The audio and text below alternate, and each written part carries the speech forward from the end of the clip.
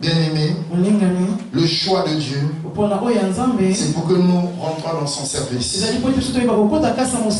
voyons le choix de David, qui a réussi. C'est la providence divine, ce que nous appelons la chance, mais c'est la grâce de Dieu. Le docteur l'a parlé tout dernièrement.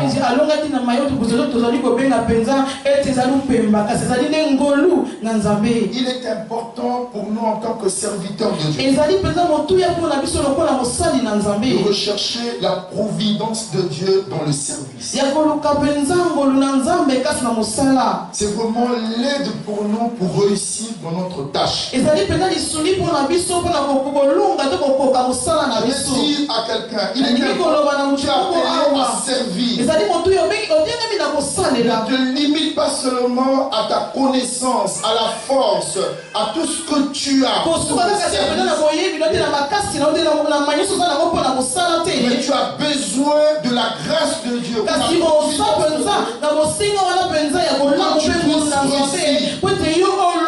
que la providence de Dieu, et c'est ça que nous pouvons appeler aussi la grâce de Dieu. C'est ça que nous pouvons appeler aussi la miséricorde de Dieu. Nous avons besoin de la miséricorde de Dieu. Là où les autres ont échoué, c'est pas nous qui allons nous réussissons. Ce que les autres n'ont pas pu faire, et nous arrivons, nous réussissons. Les ennemis que Saül n'avait pas pu faire. Mais quand David arrive, il a réussi à le faire. Tu n'as pas seulement besoin de choisir de faire le travail parce que tu as des aptitudes, mais associe aussi dans tes aptitudes la grâce. C'est important. Alléluia. Alléluia. Vous savez David, Dieu lui donne une grâce de chanter. Et par le chant, il délivre des gens des puissances démoniaques. Et ça montre Dieu te donne les dons pour la bénédiction des autres personnes. Tout ce que Dieu nous donne comme don, ce n'est pas pour nous comme quelque chose de réjouissance, mais c'est pour l'édification de son peuple. Ne demande pas un don pour t'asseoir, mais demande un don pour être au service de Dieu, pour servir les autres. Jésus était le sauveur. Il est entré dans ce monde. Il a dit, je suis venu donner ma vie en sacrifice. Que d'autres soient sauvés. Il est venu servir les autres. Que d'autres soient bénis. Servons les autres. Que d'autres soient bénis. Et c'est ce qu'a été David. Alléluia. Alléluia. 1 Samuel chapitre 16. Verset 18. Vous pouvez commencer à le lire à partir du verset 14. On parle de Samuel.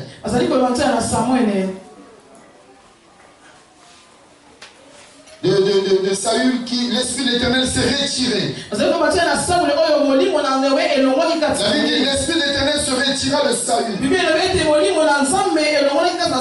Et il fut maintenant agité par les mauvais esprits. Et quand l'esprit de Dieu s'est retiré de Saül, on cherchait partout dans le pays qui va délivrer Saül. On a envoyé des gens partout, le roi a un problème, qui va le délivrer? Il est manipulé par des mauvais esprits, qui va le délivrer? Verset 17. Trouvez-moi donc un homme qui joue bien et amenez-le-moi. Le verset 18. L'un des serviteurs du roi prit la parole et dit, voici, j'ai vu un fils d'Isaïe, Bethlémite, qui s'est joué. C'est aussi un homme fort, un vaillant, un guerrier, parlant bien, et d'une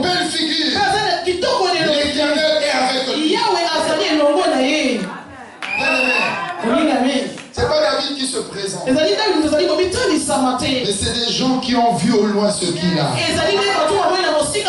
et qui le décrivent. Et ici nous avons noté 5 points, 5 aspects de la personne de David.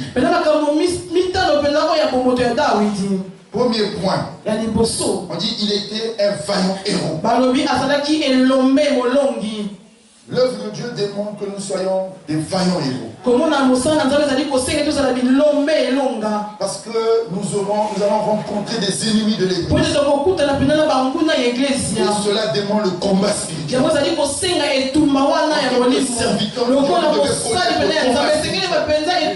il y aura des Goliaths qui vont se lever. Il y aura des Amalécites qui vont se lever. Mais si nous ne connaissons pas, ça serait mauvais. Deuxième point dans la vie de David, les aspects de sa personne. La Bible dit il savait bien parler. Et cela parle de la prédication de l'évangile. Nous devions annoncer l'évangile. La Bible dit, moi dit je n'ai pas honte de l'évangile. C'est une puissance.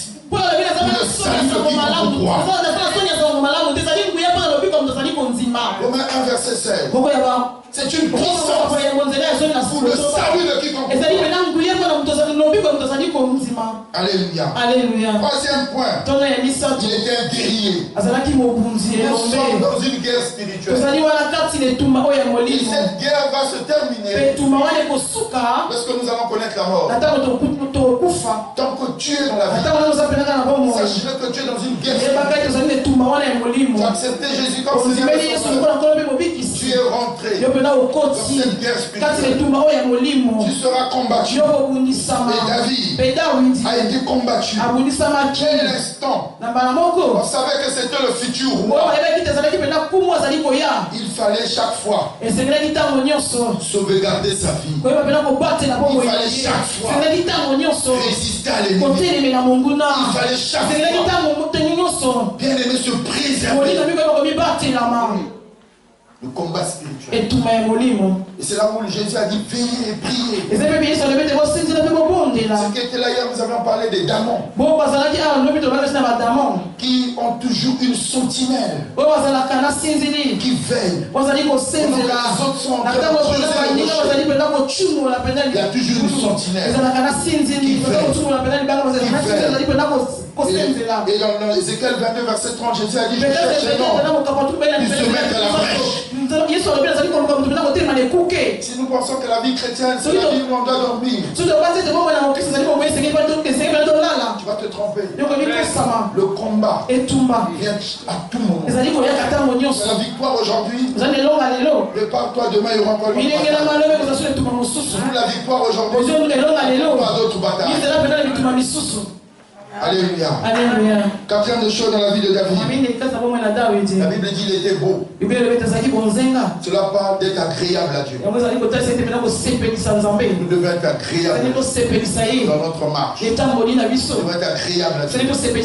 Dans notre façon de faire le ministère. Nous devons être agréables à Dieu.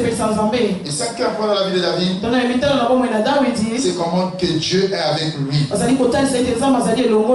Il est loin. C'est un homme que vous devez suivre. Parce que vous allez bénéficier de quelque chose de l'onction que Dieu a placée. Jésus a dit, l'Esprit de l'Éternel est sur moi. Car l'Éternel m'a délivré les captifs. L'Éternel m'a guéri ce que les cœurs brisés. L'Éternel m'a proclamé la bonne nouvelle. Soulager les opprimés. Alléluia. L'action qui est sur nous, c'est pour que nous soyons une bénédiction. Ne dors pas, ne t'assois pas. Si tu sais que tu es loin, d'autres personnes ont besoin de ton onction pour être bénis. Alléluia. Bien-aimé, je vais dire ceci, je vais terminer. Parce qu'il y a les enfants qui doivent venir. Entre l'appel de Dieu et l'accomplissement de la peine. Au milieu, il y a un temps d'épreuve. Un temps d'épreuve. Comprenez?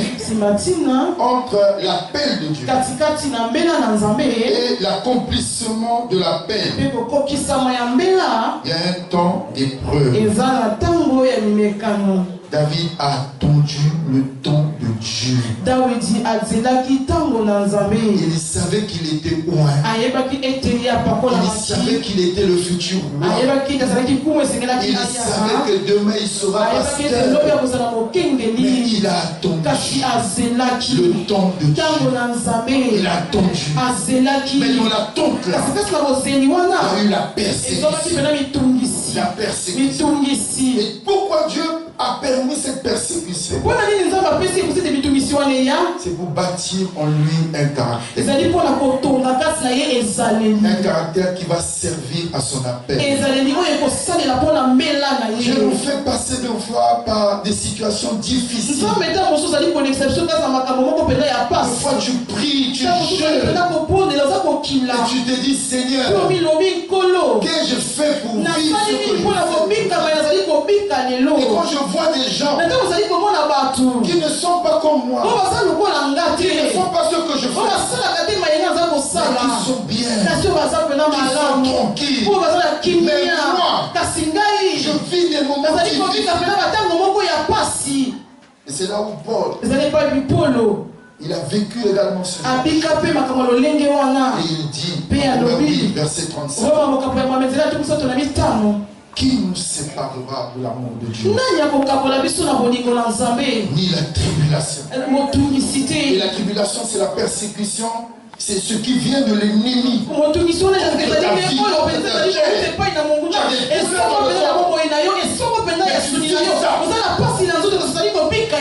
Ni la faim. Continue à venir à l'église. Continue à faire Dieu. Continue à le servir. Ni la nudité. Alléluia. Il continue, ni le péril. Ni l'épée. Combien même il pouvait mourir par rien ne nous sépare. Il a dit quand j'ai prié l'Éternel, parce qu'un ange de Satan, il a mis sous ma hanche comme un aiguillon qui me pique chaque fois. J'ai prié Dieu pour me délivrer. Dieu m'a dit, ma grâce te suffit. David, il était l'homme selon le cœur de Dieu. Il a été choisi au milieu de 8 frères de la même famille. Et quand tu vois tes frères, tu te dis celui est plus intelligent que moi, celui est plus gaillard que moi, celui est plus costaud que moi. Mais Dieu a mis un regard sur lui. Il reconnaissait la grâce de Dieu. Et dans cet amour, il n'a pas cherché à être roi avant le temps de Dieu. Combien même il avait cette possibilité. Alléluia. Il a attendu le temps. C'est là où je dis entre ton appel et l'accomplissement de ton appel. Au milieu il y a l'attente. Et dans cette attente-là, Dieu te prépare. Il te fait travailler. Il te fait passer dans son œuvre. Il bâtit en toi un caractère qui servira à son appel. Je vais dire l'œuvre de Dieu. Demande un caractère. Diriger des brebis, ça demande un caractère. La sagesse. Quand tu diriges 3 personnes, c'est pas la même sagesse quand tu diriges 1000 personnes. Vous n'avez pas les mêmes problèmes. Celui qui a 3 personnes, il a moins de problèmes que celui qui a 1000 personnes. C'est là que vous devez comprendre. Homme de Dieu. Plus l'église va grandir. Préparez-vous à résoudre plus de problèmes. Mais priez Dieu. Plus de sagesse. Et David est passé par là. Alléluia. David, un homme selon le cœur de Dieu. Nombreux sont habités par l'Esprit de Dieu. Mais Satan se réjouit d'eux. Pour les batailles, pour les combats. Si Satan ne te combat pas, c'est que tu n'as pas été appelé par Dieu. Tous ceux-là qui ont été appelés, ils sont combattus. On va te combattre. On peut te combattre au niveau de ta santé. On peut te combattre au niveau de ton foyer. On peut te combattre au niveau de ton travail. On peut te combattre d'une manière. C'est ce que le diable fait. Il combat. Et c'est là où nous devons nous réjouir. Quand nous voyons ce genre de combat, plus le combat est grand, plus la bénédiction est grande. Je vais dire à quelqu'un, continue à rester fidèle à Dieu. N'abandonne pas. Quand même tu pleures, quand même c'est difficile, n'abandonne pas. Élie a connu aussi des moments difficiles. Il a fait descendre le feu. À un moment, il y a eu la sécheresse. Aucun homme ne pouvait le nourrir. Il a utilisé des compos pour le nourrir. C'était des moments difficiles. Des moments difficiles. Des fois tu te dis, mais comment je vais vivre? Comment je vais vivre? Mais Dieu dans sa grâce n'abandonne jamais ceux qui lui appartiennent. Et si David a été choisi, il a réuni en roi. Il est mort dans sa vieillesse. Qu'il y ait des David dans ses vies. Ils vont aussi mourir dans la vieillesse. Alléluia. Sois un David dans ton ministère. Sois un David pour ta famille. Pour toi. La bénédiction puisse monter dans ta famille. Alléluia. Pas que tu sois méprisé. Pas que tu sois insulté. Pas que ton enfant est difficile. Mais la fin d'une chose, le monde est son commencement. Lèvons-nous et acclamons le Seigneur.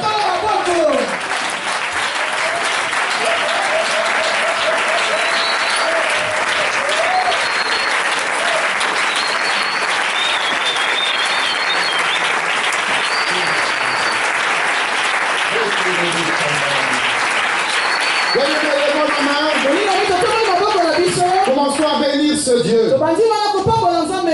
Il faut reconnaître la faveur de Dieu dans ta vie.